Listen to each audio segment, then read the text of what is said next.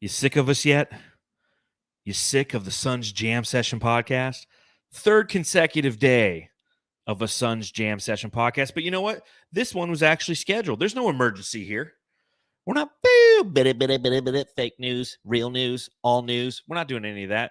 This was a pre-scheduled podcast to talk about all of the free agent small forwards that exist in free agency. It's that time of year. We have about 10 days until free agency begins and the whole world starts burning down. But as a Suns fan, we got a preview of that this past weekend. Bradley Beal is now a member of the Phoenix Suns. Chris Paul is not. So we did our emergency podcast to talk about that. So if you get a chance, please check those out. But we're here today to talk about the small forwards that the Phoenix Suns can explore. And what does that mean to this team? How much money is currently allocated to the small forward position? How do you define this team moving forward? How are the Suns going to define themselves? So many questions, so little time. And I'll tell you this. Matthew's off in California gallivanting around the OC. He's walking on the beach, lady's hand in his hand. And that's okay, because I'm joined by some familiar favorites from the He's on Fire podcast. Give it up for CoachEvanB. What's going on, John? Thanks for having me, dude. But of course, and it wouldn't be right unless I had your podcasting partner, Jay Joyce, is joining us. Jay, how we doing? I'm doing all right, man. Thank you for having me on. This is huge. I'm really happy to be here. You got the small forwards. So I hope you're not, I hope you're happy with exploring small forwards and such out there. Yeah. But I mean, plenty to talk about on this podcast, guys. I'll give you all the setup questions that I have here in a moment, but I do want to remind everyone before we all get started that if you're a Suns fan and if you live in Arizona, have you signed up for DraftKings yet? Because if you're a new user, you can receive a $150 bonus in bonus bets instantly after following just these 3 steps. Create an account, deposit, and then wager $5 or more on any sport. Whether your first wager wins or loses, you'll still receive the $150 in bonus bets. All you have to do is use the code SUNSJAM when you sign up. The best part about using the code SUNSJAM is not only it gets you the bonus, but it also supports the podcast. If you're considering signing up for DraftKings, definitely use our code SUNSJAM to maximize your first bets. This offer is only available to new customers who are 21 and over and physically present in Arizona. Please gamble responsibly. If you or someone you know has a gambling problem and wants help, call 1-800-NEXT-STEP. You might have to call 1-800-NEXT-STEP for them because they might not know that they have a problem. Because the first step of understand that you have a problem is admitting you have a problem. Check out the episode description for full terms of the offer. Got that out of the way. Real quick, before we get into everything, can you tell everybody out there, all the Jamsters and Jamster Nation, where they can follow you guys? Evan. At He's on Fire Pod and at CoachEvanB on Twitter. Check us out on YouTube, He's on Fire Podcast. That was very well done. And Jay, what about you? You can find me at this name here on Twitter. I'm pretty active, and I say a lot of hot and cold takes. So if you like seeing that, go ahead and follow me. So hot and cold. And for those of you who are listening, that's Jay Joyce with 3 Y's. Jayayy Joyce. So give them a follow. Give us a listen. Are you guys drinking with me tonight? Please, dear God, I'm always drinking solo. Okay, water, baby. So Evan has water like Matthew. In tribute to Matthew, you have water, Jay. I have a water, but if you want me to run to go grab a Blue Moon from my fridge, I'll do so. In spirit, you shall. In spirit, you shall. I will continue with the Fever Tree. I'm drinking the Moscow Mules. Let's pop them for some ASMR. Just nice. Okay. Nice. It's the summer of the Moscow Mule, and I'm living up to that in every way, shape, and form. I'm going right through Costco bottles of vodka. It's really, like I said, the first step is when you have a problem. I wish I could buy liquor at Costco up here in Utah. Because they don't do things like the rest of the world does. That's sad. You got near beer and no liquor section at Costco. I'll drink to that.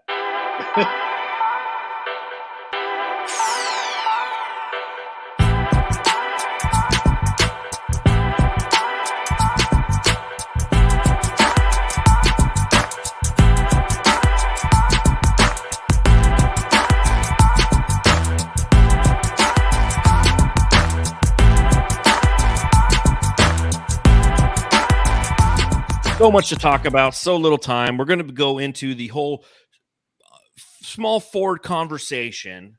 But before we get to that, obviously, Bradley Beal is now a member of the Phoenix Suns. And you know what? You guys are here for the debut of his initial Suns Jam Session drop. She said, you're not the only one, but you're the best. There you go. Back. I like that. All right. So Bradley Beal, I'll let you guys kind of talk about, obviously those of you who watch and listen to our channel, you know what my thoughts are. I'm like everybody else. I'm like, oh, this is great, but in the long term, this sucks. But it's Bradley Beal, and you're not going to stop us offensively. But he is injury prone. But it's still Bradley Beal. What are your guys' thoughts on the Suns acquiring Bradley Beal this weekend? Jay, this is your virgin debut on Suns Jam. Is that correct? So you need to take it off. Yeah. So according to Bill Simmons, you'd rather have Landry Shamet instead of Bradley Beal. So I don't know why we're talking about this trade, but all seriousness, this is the best possible move you can make at this time, and you just don't get it at a better deal. Landry Shamet, Chris Paul, and you get that point production back. You get the playmaking. Of course not Chris Paul's IQ and stuff, but Bradley Beal made Russ Westbrook look really good on the court. I think Bradley Beal can hold his own, be just fine. We're only added $5 million to this, current situation. So we're already like dancing on the border, being in no man's land when it comes to paying in the future. But we're going all in, man. We had like a dingus running this franchise for 2 decades, and now like 4 months in with Matt, like he has changed his franchise completely around. Chips are all in, and I'm with it, man. And I rather die knowing that we went all in than sitting on our hands for another 2 decades. So, amen. No, I agree with that. And you talk about Bill Simmons, and shout out to CoachEvanB who tagged me, and because he knows I listen to Bill Simmons religiously. I don't miss a pod. I haven't in years and years and years. And yeah, Bill Simmons is saying the Landry Shamet thing, and I think it's a little out of context. I think essentially what he's saying is, okay, it's a dumb statement, but I will say this: him and Ryan Russillo were hitting the point that these are 3 high usage guys, and they haven't seen it work. But it's like, just rewind, just a couple of years ago when he had high usage guys around him in the Russell Westbrook, right, in John Wall, and how Bradley Beal loves to play Robin. And I said it on yesterday's podcast, like in this scenario, he's not even Robin. He's like the guy he's like Robin's fluffer. I said he was Alfred on our podcast. He's Alfred. Oh, yes. I like I like the fluffer, but I'll go with Alfred. That's probably more. Yeah, he's getting Robin ready, for the next scene. He's just kind of. You ready? You ready, Chris O'Donnell? So CoachEvanB, how are you feeling about this whole Bradley Beal situation? Did you see it coming? What the fuck happened? No, I don't think anybody saw it coming. The second you saw that Bradley Beal was out there for an available, we knew like we didn't have a chance, right? We knew that. And I don't know if we wanted to have a chance, right?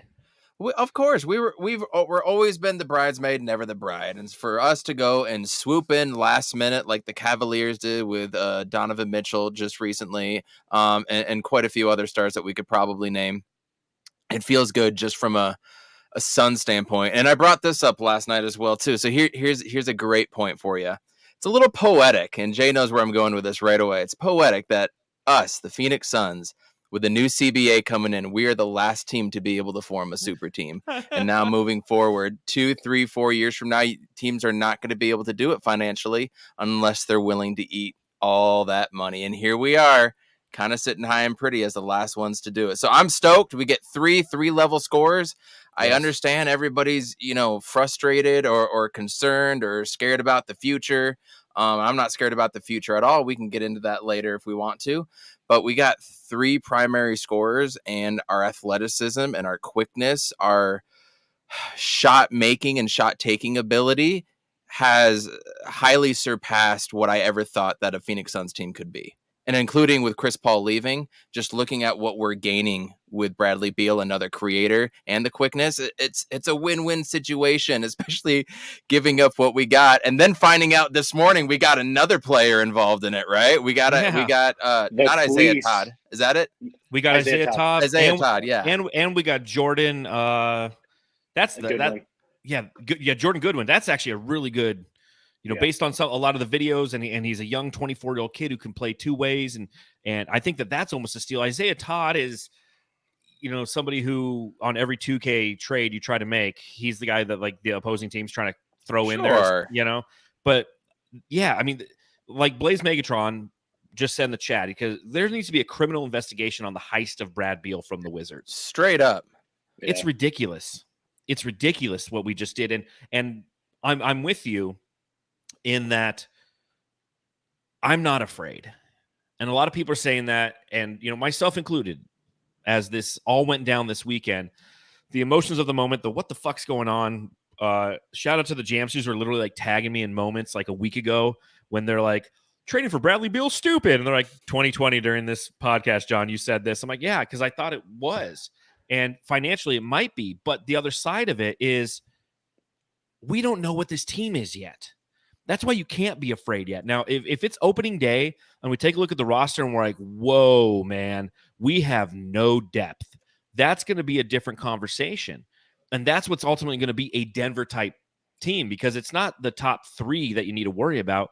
It's the 4 through 8 on Denver that made them champions. It's going to be the 4 through 8 on this team that are going to make this team potentially champions. And that's where, you start to talk about some of the things that are available in free agency, because that's how this team's probably going to have to build out their roster this season. It's the sheer fact that veteran minimums are probably going to be at the premium. That's how we're going to have to build out this roster. DeAndre Ayton, that's a whole nother kerfuffle and thought process. Do we trade him? Do we not trade him? Do we wait and let Frankie Vogel try to take a shot at develop him into the player that he always was meant to be? Or do you just go out right now and you try to get 3 assets for him? I don't know yet. We don't know yet. We should know within the next month exactly what's going on with Phoenix. But go ahead. And keep in mind, we're going to go over the threshold here, right? We are not going to be able to sign any veterans in season for a mid-level exception. I think it's the mid-level exception. It's one of those weird rules. So the Blake Griffins of the world and those, we're not going to be able to do it. So it's like now or never. Yeah, it's the mid-level exception, guys. You can't take a shot at, and you can't take a shot at anyone who's available in the buyout market. Once we go over that projected $179 million second tax apron threshold, we still have our trade exception from the Dario Saric trade last season, which is good. I think $5 to $6 million, which we can throw at somebody. So that's going to be something that's going to be a valuable tool in building this roster. But the small forward position is going to be something that we don't even know how the Suns are defining it right now. So I'll start by asking you this, guys, as we look at the small forward position, how would you define it? Because if you go to Spot Track, for example, they have Kevin Durant defined as a small forward. And if you take him and Ish Wainwright, it's currently the highest position by salary because of the 49 allocated between the two. I haven't even looked at it with Bradley Beal. Maybe that's got to be different now because Bradley Beal and Devin Booker it's over 70 million. But that being said, I'll ask you 2 questions for both of you. Do you define Kevin Durant as a small forward, and or will the Suns this season? And is there a possibility that rather than seeing point book, we might see some small forward book next year? Jay, you want to take it? This is an interesting question. Man, I was distracted by your Game of Thrones mug there. So I drink and I don't know things. Right. That is a very interesting question. I don't think there's necessarily a wrong answer. Putting Book at the 3-4 is an interesting thought, but I've seen Beal play that position a lot more, and Kevin Durant, he thrives in that. So, what I'm really interested in is like bringing up the ball, and like we can have so many offenses ran through these 3 guys, and they can all have like their own sets and stuff. And I think it all depends who is in that small forward position. That's going to be either the it's either going to be like a bait and switch, or they're just going to be a decoy. They're going to be cutting and stuff. Like these 3 guys are pretty interchangeable, and that's what I'm really looking forward to. But I think it's mostly going to be Beal and KD in that 3 position. So you think Beal at the 3 instead of playing point or the 2? Yeah, I can see it working that way. What are you thinking, Coach? It's very tough. I am looking at it. I want to challenge you guys to not think of like the 2 spot, the 3, or the 4. And I want to challenge you to start thinking about positionless basketball and free-flowing offenses, right? So yeah, go to your Zen, find your center. I'm finding that Positionless basketball. Look at what the Clippers did, right? You got Russell Westbrook, you'll have Paul George, you'll have Marcus Morris, and there was a thing that came out on him.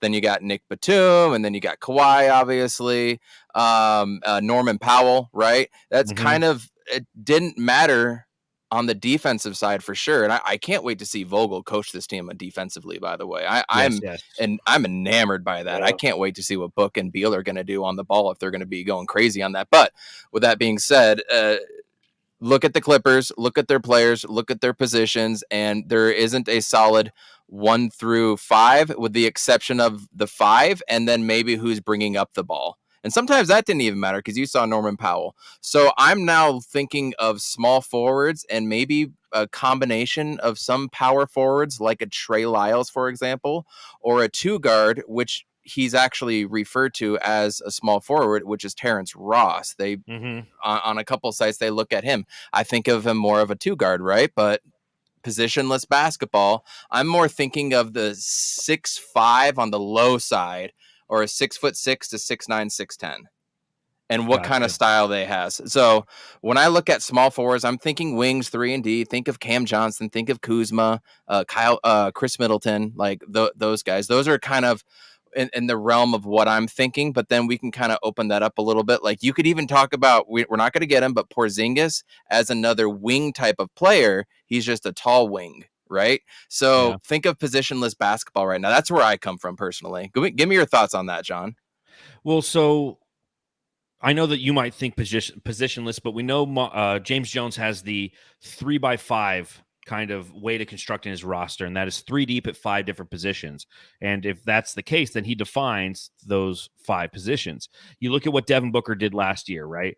Booker last season played 40% of the time at the small forward. He played 59% at the shooting guard, and only 2% technically was point guard.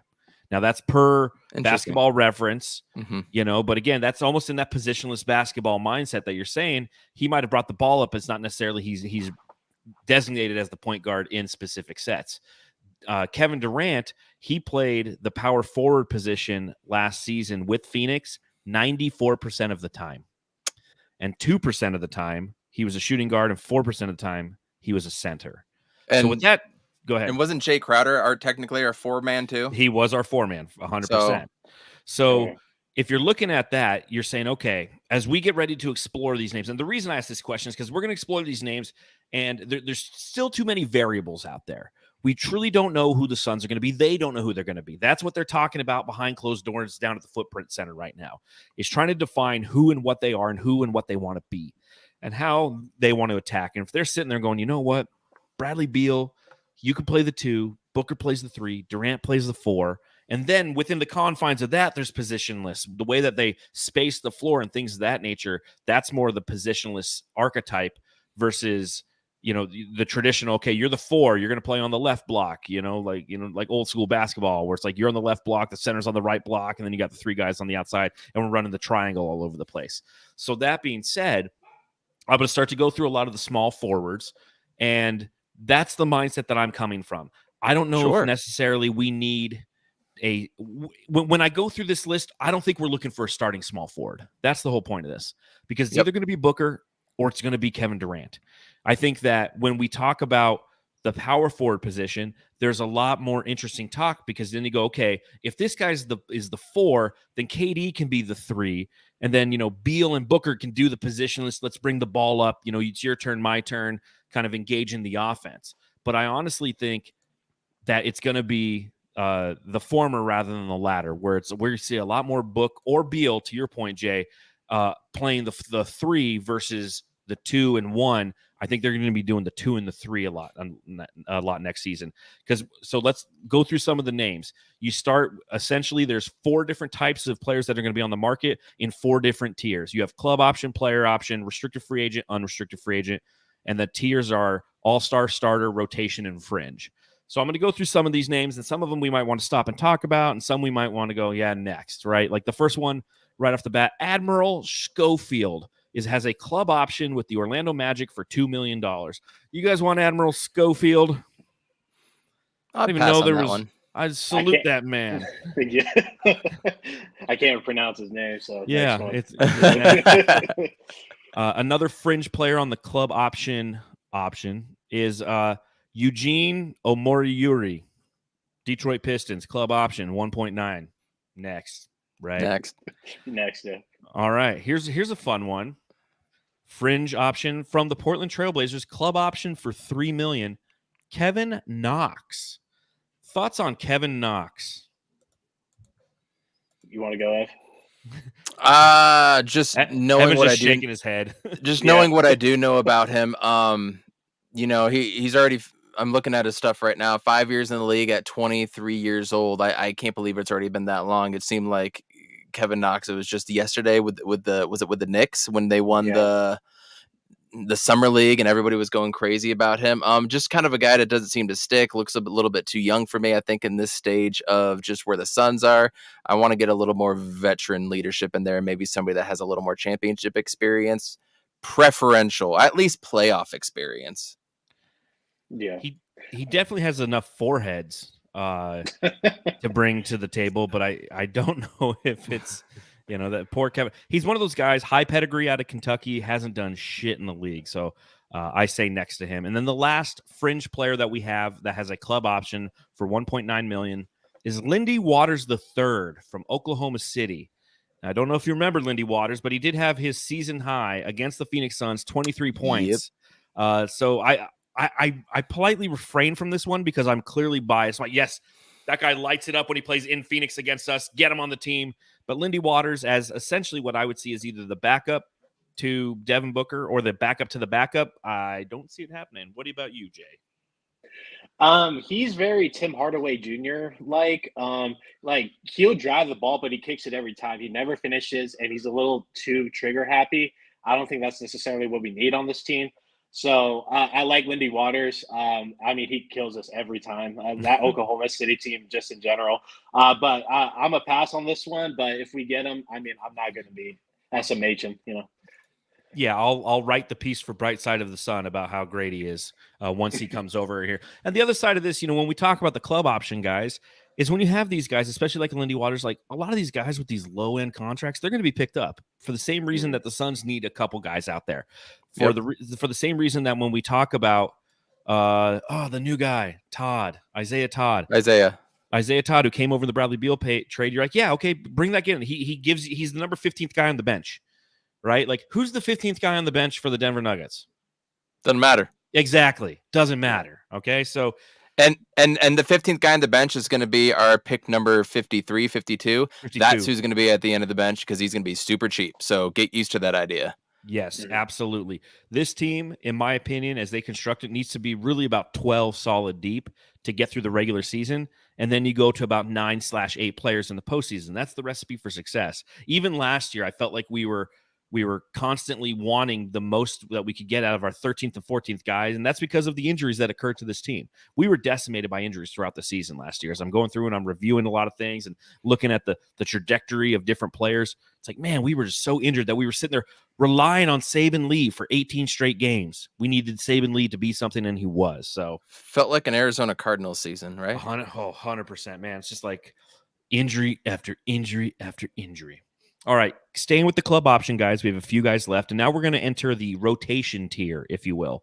So we have Lamar Stevens, who is a club option for $1.9 million after Cleveland, from Cleveland. And what I'm going to do, I'm going to just read through these guys. If anybody gets you hot and bothered, just say that. Be like, hot and bothered, and I'll stop and we'll talk about it.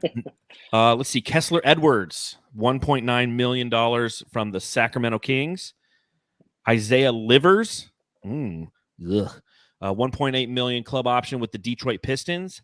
Najee Marshall, $1.9 million club option. I kind of like that. Ooh, you guys getting hot and bothered over there?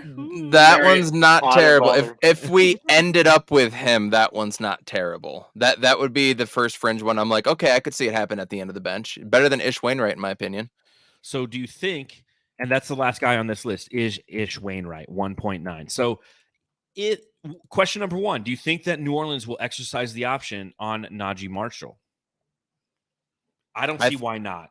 I don't see why not, especially they're going to get rid of Ingram or Zion at this point. Like all these rumors are going around. Seems like somebody they would probably have to or want to keep around. I don't know, though. What do you think, Jay? Yeah, same. I don't see why not. I mean, it's crazy the downfall of the Pelicans have gone through the last season and a half. And after Zion dunked on us, it was like, man, I can't wait for a playoff series of this. And then they've been non-existent. So yeah, might as well keep that continuity going. At least they keep the locker room together. So what do you think about Ish Wainwright potentially coming back? Same thing. I don't see why not.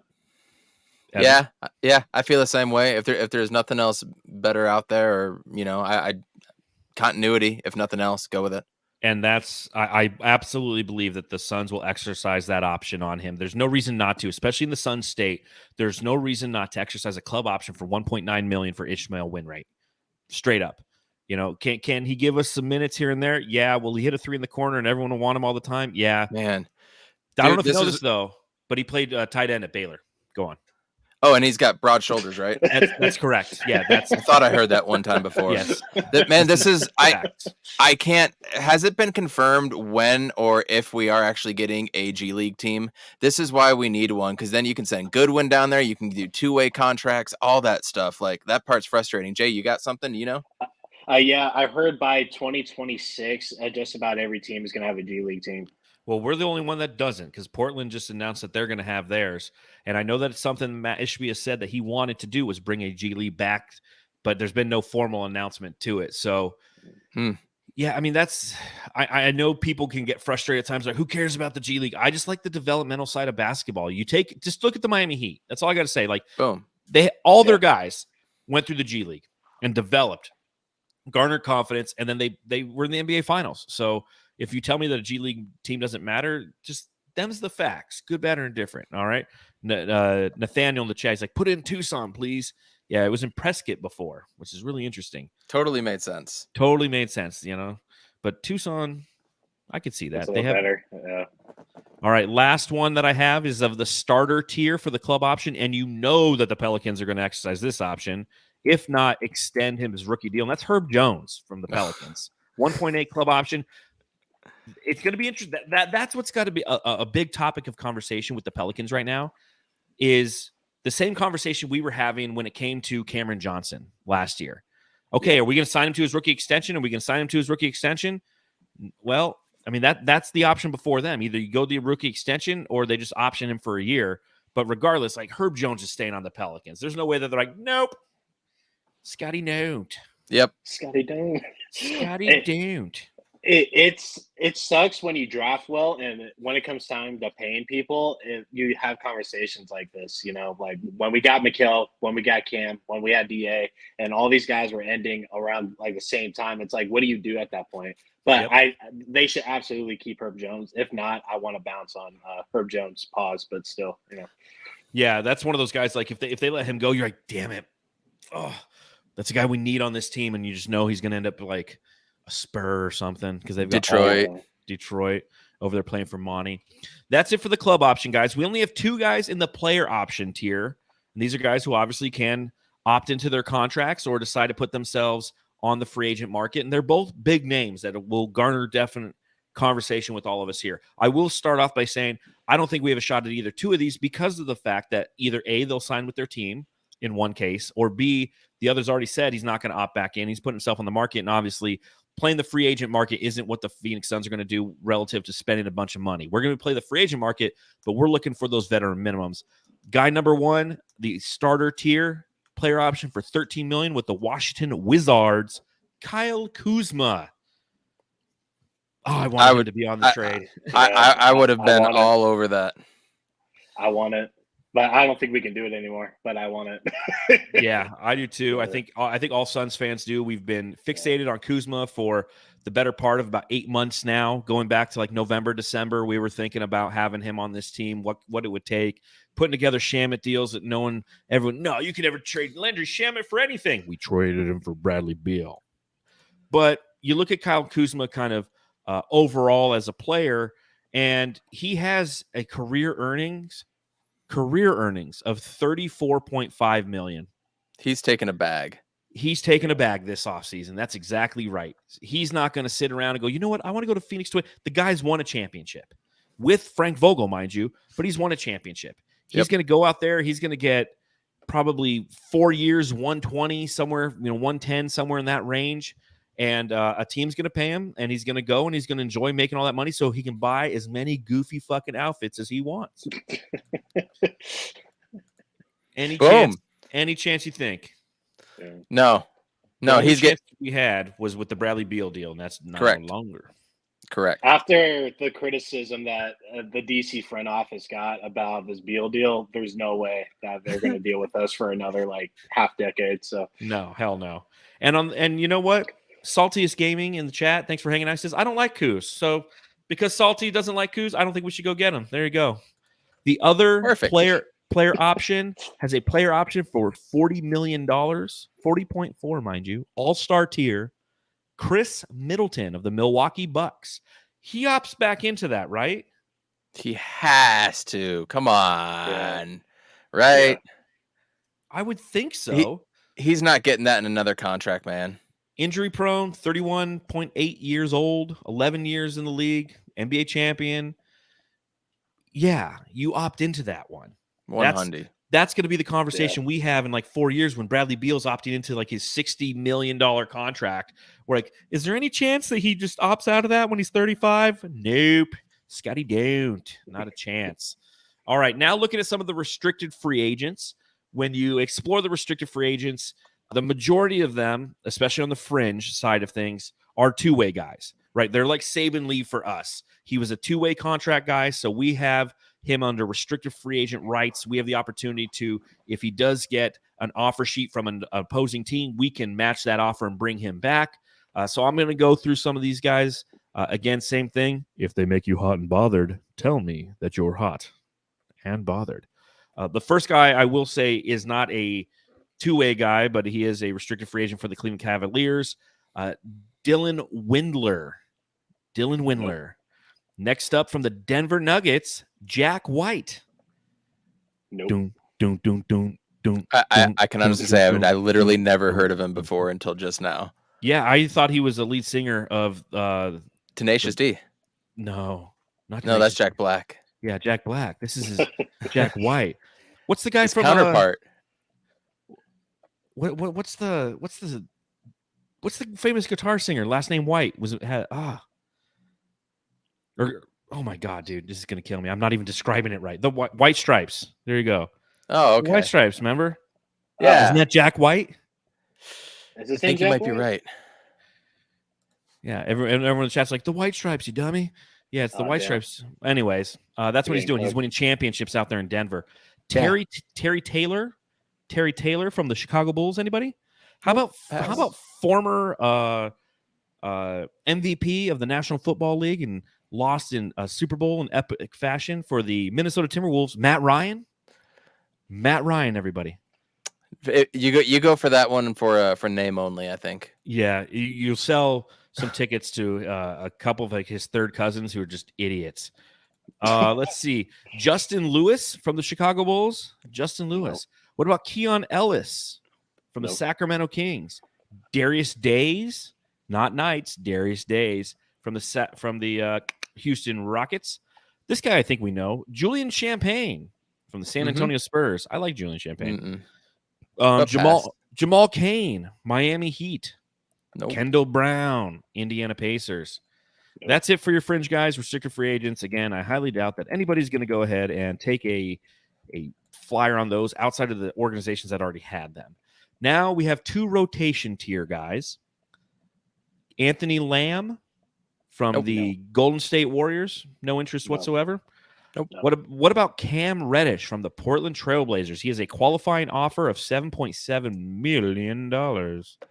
I do like Cam Reddish. That's a guy that does have high potential. I would definitely go after Cam Reddish. The problem is I don't think, because of where we're at, going the restricted free agent route and tying up money for 3 days for the Suns is going to be a smart move for them. So I just don't think we're going to be able to go after any restricted free agent. But I do like Cam Reddish. I really do. Reddish doesn't really excel in anything, but for this particular team, just plugging him into the small forward position. I think he can actually thrive a bit. I don't want to bet on it. I don't want to trash him like we did with Landry Shaman and stuff. I don't want to put him in that pickle again. So I like Cam Reddish. I really like him as a player, but I'm a pass on this one. But I understand what Evan is saying. I think he's cool. Yeah, like I am a Cam Reddish fan. I think that, again, given what his contract is, it just doesn't make sense for this team. You know, you look at the 20 games that he played in Portland last year. He averaged 11 points per game. You know, he has some upside to him if given the right situation. It'll be interesting to see if Portland holds on to him for that 7.7. I feel like they could, but I don't see in any way, shape, or form the Phoenix Suns taking a shot at him.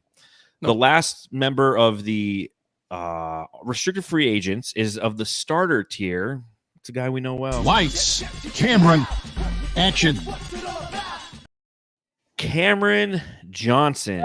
Play him as you possibly can. Absolutely. Tie it all up. Everything I said doesn't matter. Go after him. No. Qualifying offer of $8.4 million. I do think that Brooklyn will pursue him, but I do think that they're going to do what every other team does. They're going to see what offer sheets are going to be. I mean, with restricted free agents, you let them go out in the market because the market's going to dictate their value. And I think Cameron Johnson has value. Absolutely. He's going to get a bag too. He's going to get a Mikal Bridges one, right? He should. Yeah, like a 3-year, $90 million. Yeah, I can see it. The only thing that I've heard reported about Cam Johnson so far is Detroit, actually, which makes sense. They have a crap load of money and money. Detroit makes complete sense for them to throw a bunch of money at Cam Johnson. That does make sense over there. You pair him with Cade Cunningham in a starting lineup too. Jaden Ivey. Jaden Ivey. You're cooking a little bit. And the other center, Stewart, Isaiah Stewart as well. Isaiah Stewart, James Wiseman. Yeah, I could see that. I could fall in love with you, Detroit. Just saying.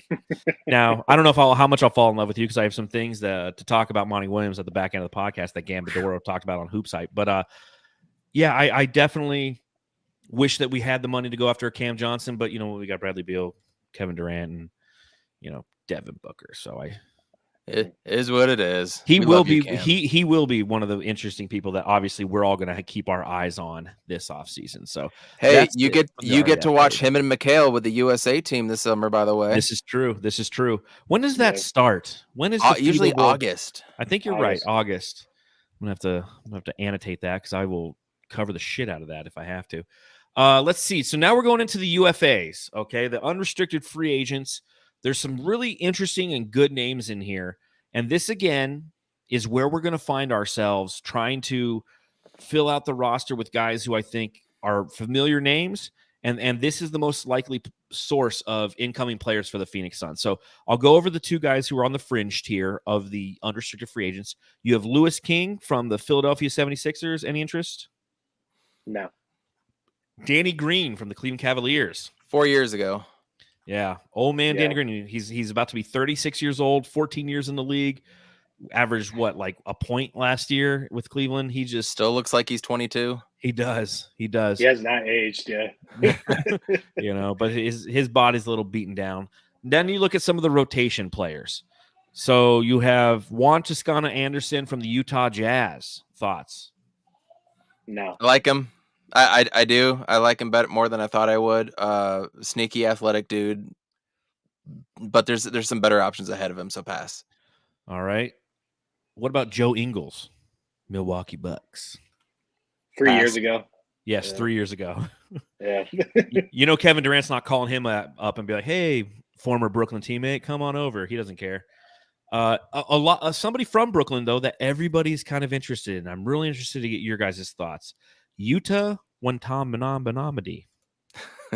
I already can't wait for your drop for this one. How do you say his last name? Watanabe? Yeah. There you go. Yuta Watanabe. Okay, this is somebody that a lot of people really like. I see it in Sun circles. What do you guys think? I mean, he made a veteran minimum last year, it looks like, with the Brooklyn Nets. He's 28.7 years old. Is there smoke and fire? I mean, tell me what you guys think of this. He's 6'9". From the corner, he shoots about 51%. Everywhere else, about 43%. Oh, that's not bad. Yeah, wide open jumpers, it's about 46, 47%. Yeah, he's really fucking good. So Okay. And he's a guy that's been linked with KD, and most of his highlights is with KD dishing to him in the corner. And he's a Cam Johnson like. He spaces the floor really well. He can play pretty good defense. He has good lateral movement. I mean, he's kind of everything that you want, and I would definitely throw a little extra to him. So if we can possibly secure him, KD's recruiting will come in handy with this. And Ari added a Banksy from the podcast that they do, and he tagged him like come to Phoenix. So I'm working on it. I'm trying. I appreciate that. I'm kind of sold on him. Evan, you're a basketball head. What are your thoughts on Before we even get there, when you take a player from an Asian country, Japan, China, wherever it is, automatically merchandise just starts flying 100%. too, right? So you're talking about a lot of more eyes on you, more media on you. I think that's nothing but a positive thing. And side note, I really hope there's a camera crew ready to like film this entire season, and we get like an HBO Hard Knocks thing coming out. Yes. Like, I like what he does. I like his shot. I like do you know what his Instagram is? What? The Chosen One. Okay, let's go. He shot 44% from 3 last year. 55.7 from 2% last year. Only played 16 minutes per game. This is a guy I can easily see going 16 to 24, upping it to double figures. He's a big dude at 6'9". All the troubles that we had with shorter players, it seemed last year. Like, here's just a little bit more length as well too. I love this one. This one, I would have him as, my first bench 3-4 big, whoever it is. I would have him coming off the bench almost right away. I love this pickup. Okay. Yeah. Well, you've sold me. And again, he's somebody who's a little bit more mature, and he is linked to Kevin Durant. So maybe we can get him on some kind of a discount. And Kevin Durant's like, listen, if you come for $1.9 million, I'll give you $1.9 million out of my own pocket. Like, I wonder why players don't do that. And maybe they do, and they just don't advertise it. But like, if you're Kevin Durant, I feel like Steve Nash did. Seems like he's something he would have done. He's like, listen, I'll give you some money, Jason Richardson. You give me your wife, or you can have my wife. My bad. It was a totally different 2010s, man. It was totally different back then, back in the day. So, okay, Utah. I like Utah, not Utah. Utah. Easy there. Yeah, I know, Utah boy. A couple other names in the rotation list are 3 names that we know well. You have Torrey Craig, TJ Warren, and Terrence Ross. Now, it was reported today that Phoenix hopes to re-sign Torrey Craig, Josh Okogie, Bismack, Jock, and potentially Terrence Ross as well. It looks like their strategy to try to bring some of these guys back. My question to you guys, do you want any of these guys back? Yes. I want all 3 of them. Yeah. 100%. Why not? Torrey Craig becomes such an integral part of this team.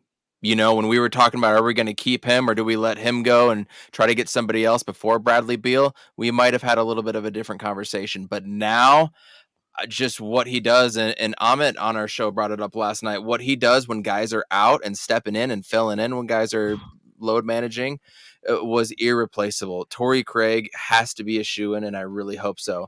You said Torrey Craig, Terrence Ross, and who? I'm sorry? TJ War Machine. And TJ War Machine. I'm down for Terrence Ross. I almost said TJ Ross again. I'm down for Terrence Ross. TJ Warren, I still kind of question a little bit, but I could be talked into it. What do you think, Jay? Yeah. All 4 of these guys, 100%. We're going to get into the Monty stuff later, but I was super critical about how he was not utilizing Ross and Warren in positions. He just didn't give a fuck about the bench unit, and that's just what it came down to. And Ross can drop 20 any given night. Like, Beal's going to be running with the bench unit quite a lot.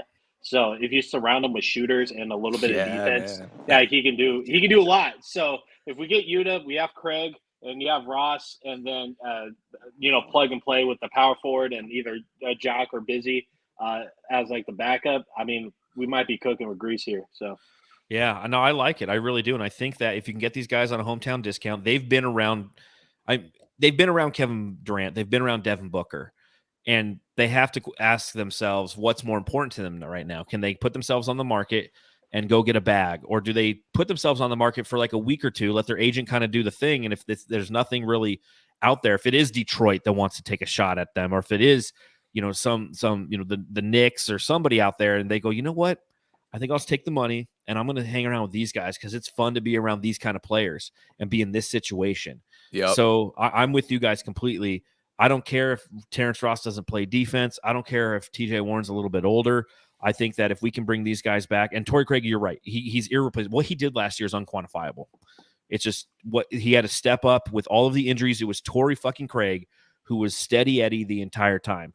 Now, mentioning a little bit of what Monty Williams, at least what John Gambadoro said on the Hoops Hypes podcast today. He said the problem Monty Williams had in the playoffs was he had guys like Ross and Warren who were offensive-minded but weren't good defensively. He had other guys like Okogie that weren't defensive-minded but not offensive-minded. Monty really couldn't figure out who to play. He started Okogie with Durant in all 8 games they played in the regular season. He gets to the playoffs, and he benches Okogie and plays Craig. Monty didn't want to play Warren because he wanted to roll with his guys. I had a player on the team tell me that Monty told TJ he was going to roll with his guys in the playoffs. That's why Ross and Warren weren't playing a lot. The guys that Monty knew were playing. That's the issue that we had last season. We all saw it. We all saw it. We all called it out, too. We're like, come on, Monty. Stop being so into your guys, right? Stop being so into your guys. And I hear that kind of information. I go, you know what? I'm glad Monty Williams is gone.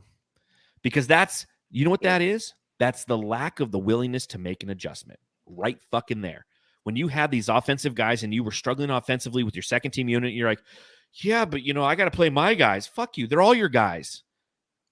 Yeah, amen, John. Yeah. Shit. Hey, amen.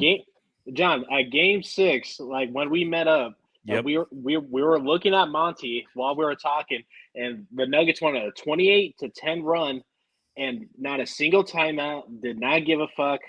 He was just sitting there. He was just sitting there, and I don't care what happened afterwards. If we kept him, fine. If we fired him, fine. I was cool with that. But with the reports today, and I always had a gut feeling with the DeAndre Ayton thing, and then how he utilizes the bench and plays favorites. I've always had that feeling, and I'm glad it's kind of coming into fruition, a little bit, and it shows that we're right and we're not crazy. Yeah, I mean, we saw it going all the way back to the Elie Okobo days. You're like, why are you giving this guy such a long leash? You had other guys, you're not giving any leash. You're not giving Terrence Ross, who was cooking. And when he came in, boom, boom, boom. You're like, oh, shit, offense. Wow, what a concept. And he's like, no, I'm putting Landry Shamet back out there. I'll show you guys. And Landry, everyone's like, Landry went crazy. Landry had a 15-point game. Everyone's like, oh, my God, that's the Landry Shamet game. Like, yeah, 15 points, So, goodbye and good riddance. But that being said, I want those guys to come back. I want them to be coached under Frank Vogel. I want them to be a part of this because I know those guys. I like those guys. And again, if you can get them on that veteran discount, it's going to fill out the roster with quality positionless playing basketball players because that's what a lot of them are. They're a bunch of wing guys.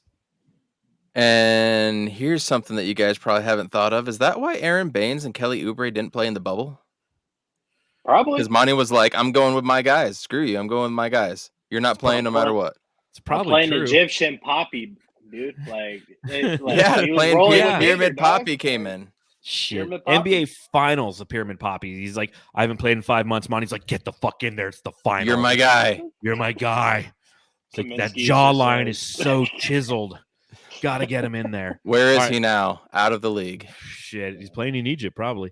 All right. We got 3 more players, all of the starter tier that are unrestricted free agents. 2 of them are former Suns, and 1 I'd love to punch in the face. So the 2 former Suns, I'll start with this one. Speaking of Monty Williams, Jay Crowder is technically, at least per Spot Track. That's where I get all this information. SpotTrack.com. Got to check it out. There's amazing content there. They have Keith Smith, who does an amazing job breaking down contracts and making it understand. Idiots like me have some understanding. You guys ever seen The Big Short? Absolutely. Love that. Okay, where they break down the 2008 housing crisis. Like, that's what Spot Track is to me. I don't understand how the housing crisis works, and all of a sudden Margot Robbie's drinking champagne in a hot tub, and she's explaining, how the second tax aprons work, and her like, accent and everything. Yes, I'm like, just stand up, just stand up, and then she does stand up in Wolf of Wall Street, and anyways, so Jay Crowder is out there, unrestricted free agent, and continuing with the conversation that James Gambadoro had on the Hoops Hype podcast. He says the Jay Crowder situation, I should do it in like a Gambo accent, but it's so annoying. I would never do that to you guys. Yes. The Jay Crowder situation was all on Monty. He told people he was too difficult to handle and coach. Monty didn't want Jay. It wasn't the Suns organization. He didn't want Jay around. As far as DeAndre Ayton, Monty didn't want him either. He wanted them to trade him to Indiana for Miles Turner. He didn't like coaching Ayton. When Ayton signed his maximum contract, when the Suns matched his offer sheet, Monty wasn't even there and didn't show up when Ayton signed it at the arena or call him to say congratulations. Monty's a good coach and a player's coach, but he's a player's coach for the players he likes, and that wasn't in. I'm so close. Players he likes, but he wasn't in on Jay and DeAndre. Right. Now, I was under the assumption that Jay Crowder wanted the extension and to be a starter, and he didn't get that. You're going to sit, you're going to bench. We're starting Cam Johnson. He didn't accept that, and he held out. That was my understanding. That was all of our perception of it. He's quitting on his team. He doesn't want to play with his team. No, his coach quit on him. His coach quit on him. I apologize, boss man, for everything that I may or may not have said on Twitter, which is not real life, so ultimately does not matter. This is correct. You're learning. But I mean, doesn't Jay Crowder give you everything that we need from a passing standpoint, alley-oop, right? From a defensive standpoint, he actually does get in there. I mean, everybody hates him, but you know what? Screw it. And from a three-point standpoint, yes, he can go hot or cold, but you know what? Kevin Durant went hot or cold in the playoffs also. Correct. So I don't know if we can bring that up anymore. And he knows Kevin Young's system. He knows Book and some of the fellas. So if he would be willing to come back, man, I'd be all over Jay Crowder. Like the only problem, the only problem with this is that Milwaukee gave up 5 second-round picks, so I think he might end up staying. But I wouldn't blame him if he did stay, just because of the reception that he got from the 602. I mean, I'll take the heat for it. I was definitely critical of him because it came off as like he was quitting on the team and shit, and he still never really said it, which kind of shows professional it does a bit. Yeah, so I'll eat crow on that, but Jay is absolutely perfect for this, and the reason why we wanted him to come off the bench is because we weren't getting threes up. We weren't making threes. That's why we wanted Cam Johnson in the starting 5. It wasn't a personal attack. Jay just wasn't hitting him too, bro. Yeah, he just wasn't hitting it consistently enough. And Cam Johnson, he was on the up and up. That wasn't a personal, indictment. And but Chris was on the down and stuff. Like we just had to shake some shit up, and that's just what it came down to. Is that even true now, though, or was what was reported back then just a complete farce to save face for everybody? I mean, Boss Man is a businessman too. He has his own brand. He does his own stuff. Maybe everybody just wanted it to be clean and 100, right? So was that even true? It's a good question. It's a damn good question. And to Jay's point, the professionalism, if even what Gambo's saying is true, the professionalism he maintained by not just saying like, well, because he could have said it at any time. He could have been like, listen, I want to come back, but coach doesn't want to coach me. Like he's told me he doesn't want to say it. So if this guy becomes available, which he is available, but if he's interested in coming back to Phoenix, it's Jay Crowder. I would happily welcome Jay Crowder back for all the points that you gentlemen just stated. He meets a lot of our needs. He's somebody who can fill exactly what we need, and most importantly, he's a fuck shit up guy. And currently, we don't have a lot of fuck shit up guys. We don't have a lot of guys, period. We have 3 amazing scorers. DA, who, again, if these reports are true, I want to see DA under Vogel. I really, really want to see DA under Vogel right now. Will I be critical? Of course. I'm a Suns fan and a non-Ayton apologist, but I want to see if this is true. The other two guys that are available via free agency that are unrestricted free agents of the starter tier, you have Kelly Oubre Jr. I'm looking back because I have all my old drops going all the way back. I don't think I ever had a Kelly Oubre one. Let's see. You didn't have a Kelly Oubre one? I don't think I did. That's crazy. Yeah, it just we weren't really doing the drops back then. We were primarily audio only. I mean, I do have a Ricky Rubio washing his hair one, but yeah, I don't have a Kelly Oubre one. So, thoughts on Kelly Oubre potentially coming back to the Suns? How you feeling, Ev? If we ended up with him after the 3 current players and Jay Crowder and I think there were and Yuta, you know, he would be my 6th guy. Like, honestly, I wouldn't be mad. Question. Answer. Which player has earned more over their career, Jay Crowder or Kelly Oubre Jr.? Probably Kelly Oubre Jr. Jay? That's my guess. Kelly. Jay Crowder at 65 milli and Kelly Oubre at 62. Interesting. Now, what's their age gap? What's their age gap? But Kelly 5 Oubre years. is 27 and a half. Jay Crowder is almost 33. There you go. There you go. That's yeah, Kelly, you do have a good point. Yeah, just real quick. That I wouldn't mind Kelly Oubre as kind of like the last edition that we get, but if we start off with Kelly Oubre, I'm not too high on it. The challenge with Kelly Oubre, I think, is twofold. One, we're not going to be able to afford him.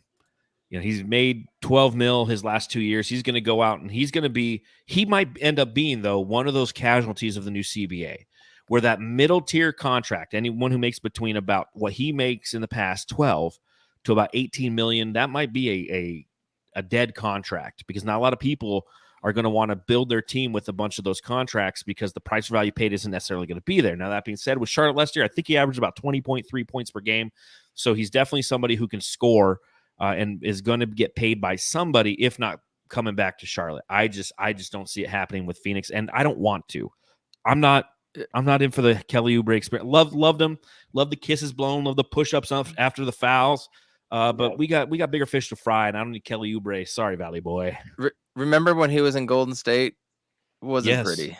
It wasn't. That was awful. I mean, granted, that year was just awful for everybody, but he's also shooting at an almost 32% clip from 3 and 34.5 the year before. And getting another dude that's going to clank threes like Josh Okogie on a consistent basis is not the route we should go. Yeah, just don't need him, I don't think. The last guy on the list, one of my favorite drops. Now it's 13. Foul going on Brooks, who flops to the deck. Look at that flop. Oh, all the way back in his Oregon days. Yes. Dylan Brooks, ladies and gentlemen. Dylan Brooks, the master flopper from the University of Oregon. He is a free agent. A lot of people kind of like him. A lot of people think like that. Yeah, that's what you need on the Suns. That's your fuck shit up guy. No, thank you. No, thank you. No, thank you. No, Fun thank you. Fun fact, I was at that game. Get out of town, really? Yeah. My wife's dad has season tickets for Utah, so that's sports. You go and then you enjoy it for the sport. You don't enjoy the team, but yeah. Anyways, if you go after and get Dylan Brooks, you better get Draymond Green and then Patrick Beverly too. If you're gonna do it and go big. Go all in. If that's the kind of all in you want to do, Ishbia, go for it. What do you think he gets in the market? Like, he's really what he did in the playoffs really hurt his value, man. He's a sub 35% shooter. Only his points went down last 2 years in a row. Under 5 rebounds a game, under 3 assists a game. I mean, he's just there for vibes, I feel like. Yeah. What do you Not think, good Jay? ones. I mean, we might get some cool dances out of it, but I mean, he doesn't really excel at anything, and it's just tough. He's in a tough position. I feel a little bad for him, but he kind of did it to himself. But hey, 100%. when you get caught up in it with cameras in your face during the Lakers series, I mean, you're gonna say crazy stuff, So He said crazy shit all year long. Here's a question to pose to you, though. I've seen 2 or 3 different reports on different days on Twitter saying that Houston has a lot of interest in him. So Houston? does Houston? Yeah, go to Houston then, dude. But does Have the fun. fact that a coach of a caliber as Udoka wanting a guy like that, would that make you question it a little bit? No, They need Udoka. defense. Yeah, they need defense. They need a young, a veteran guy, an intense guy, which he is. But Udoka also, he's going to cage that animal, and that's what he thinks he can do essentially. And what does that do to him on the floor? Because yeah, he's a guy who can go down there, who doesn't need the ball because Jalen Green, is going to want to shoot everything and whatnot. I don't know. I don't really care about Dylan Brooks, Steven. No. Ponder that. I really don't. Yeah, I don't either. Like Blaze Megatron says, never go full fuck shit up. So comment of the night. There we go. So that's wonderful. So there you go. Those are all of the small forwards. So right now, after reviewing that list, before we get out of here, I just want to get your guys' thoughts. How are the Suns going to navigate the small forward position this year? Is it going to be Devin Booker? Are they going to find somebody else that we just mentioned or explored in the trade market? What do you think? Jay? I think the conversation should start with if we're going to flip BA or not. Because wing guys are kind of like the offensive linemen of the NBA. They just don't move around like that. If you have a good one, they just don't move like that. But this year is kind of an exception because everybody's, shuffling the board a bit to kind of fit with this new CBA that's happened to play now and half later. So, there's a lot of good choices here. If you flip BA, I would like 2 rotational pieces. It doesn't necessarily need to be a starter. I just want to fill that bench as much as possible, have some continuity there. But I'm looking at ex-Suns players. Jay Crowder, new development, literally as of like 3 hours ago, which I'm totally cool with. Yuta, I'm looking at him. I think he would be a great addition with this because I always go to that Dallas game when we just acquired KD. And he's probably on his 3rd, 4th game with us. And Josh Okogie, which is left on a by himself. 8. Yeah, in the corner. Imagine if we even started Landry Shamet that game or just had a 3-point competent shooter like that. So imagine Yuta in that position or just any guy of that caliber to hit maybe at least 3 of those. We win that game handily, and that would be throughout the rest of the season. So I'm looking at a guy that isn't afraid to shoot it in the corner when he's given the opportunity to. And the guy that can play a little defense because defense is 90% effort and 10% is actually executing. And I think Yuta almost averaged a block a game. So, that's, something more to length. Consider. Yeah, more length. So about 3 guys, but Torrey Craig, Yuta, Jay are kind of like the top of my list right now. So, Coach, dude, I'm right on there with you, followed by Ross and Warren. Ross and Warren too. Yeah. Yep. In that order for me. I am a little disappointed that a guy like Justin Holiday, who's a free agent, is not listed as a small forward. I feel him more. He's classified as a shooting guard. Yep. So he was the guy I wanted last pod when we were talking about the shooting guards. He was my guy. 100%. That's kind of him and Terrence Ross. I feel like they're both 2 guards. Anyways, yeah. You're going to do one on power forwards, but I definitely feel like Harrison Barnes is a small forward. I definitely feel like he would be a guy that could come in who's made 180 mil or 160 mil, 66 in his career. That could be a guy that could come on cheap as well too. So those are 2 other guys I would want to throw in there. Otherwise, exactly that order. The question about being used as a small forward and how it is. Our offense was so predicated on Chris Paul and elbow pick and rolls and high pick and rolls. Yeah. And I wonder if Kevin Young is still going to stick to that same format and formula, or if he's going to be forced, which I'm sure he's going to be forced. He was in the running for the head coaching position, right?